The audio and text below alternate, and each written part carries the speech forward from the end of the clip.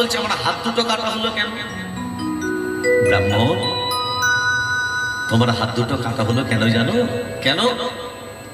গত জন্মে তুমি একজন সাধু ছিলে, সাধু, আর একটা কসাই যে গরু কাটে, গরুটাকে ধরতে যাচ্ছিল, ধরতে পারিনি। তোমাকে রাস্তার মাঝখানে পেয়ে বলছো, ও সাধু, আমার গরুটা কোন দিকে গেল জানো? তুমি মনে মনে ভাবলে সত্যি কথা যদি বলে দিই, আস্তে, সত্যি কথা যদি বলে দিই গরুটা প্রাণে মারা যাবে। তুমি কি করলে? সত্যিও বললে না, মিথ্যাও বললে না, মুখে কিছু প্রকাশ না করে হাত দুটোকে এগিয়ে দিলে। এই হাত দুটোকে এগিয়ে দেওয়ার জন্য গত জন্মে গো অপরাধের জন্য এই জন্মে তোমার হাত দুটো কাটা হলো। কি ভাবছেন মা?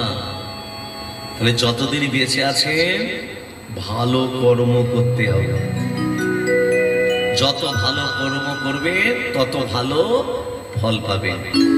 যে কসাই গরুটার গলা কেটেছিল গত জন্মে, সেই কসাইটা হলো ওর স্বামী, আর গরুটা হলো ওর স্ত্রী। গত জন্মে কসাই যেমন গরুটার গলা কেটেছিল, এ জন্মে স্ত্রী হয়ে স্বামীর গলাটাকে রাধে রাধে। তাহলে যেমন কর্ম তেমনই ফল। সেই দিন আমার গৌরহরি বললেন, 84 লক্ষ জনী ভ্রমণ করে স্বাদের মানব দেহ যখন ধারণ করেছ, একবার দুবাহু তুলে সবাই মিলে বলো, নিতাই গৌর হরি বল, নিত্যানন্দের বল, অদ্বৈতের বল, শিবাক্ষরের বল। নিতাই গৌর হরি বল, নিত্যানন্দের বল, অদ্বৈতের বল, শিবাক্ষরের বল। নিতাই গৌর হরি বল, নিত্যানন্দের বল, শ্রী অদ্বৈতের বল, শিবাক্ষরের বল। নিতাই গৌর হরি বল, নিত্যানন্দের বল, অদ্বৈতের বল, শিবাক্ষরের বল। হরি বল, হরি বল, গৌর হরি বল, হরি বল, হরি বল, গৌর হরি বল।